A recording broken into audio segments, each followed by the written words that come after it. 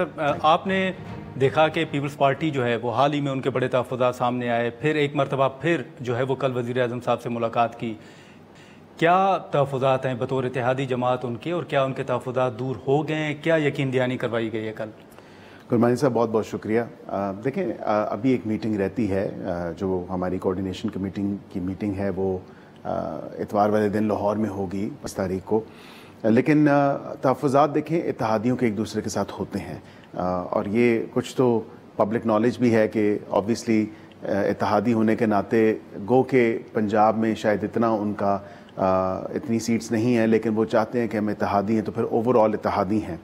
तो उनकी एक जो कह लें डिमांड है, मैं तो उसको डिमांड ही कहूँगा कि पंजाब में उनको उसी तरह जिस तरह हम यहाँ पे ट्रीट कर रहे हैं उनकी ट्रीटमेंट वहीं पे वैसी ही हो।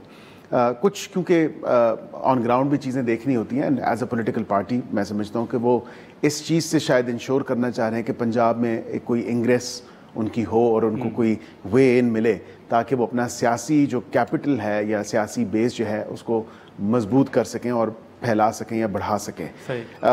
हैविंग सेड दैट, वहाँ पे क्योंकि हुकूमत जो है वो पाकिस्तान मुस्लिम लीग नून की है और मेजॉरिटी हम मेजर एक पार्टी हैं, और पंजाब में जिस तरह सिंध में वो क्लेम करते हैं कि सिंध हमारी बेस है, तो पंजाब ऑब्वियसली हमारी बेस है।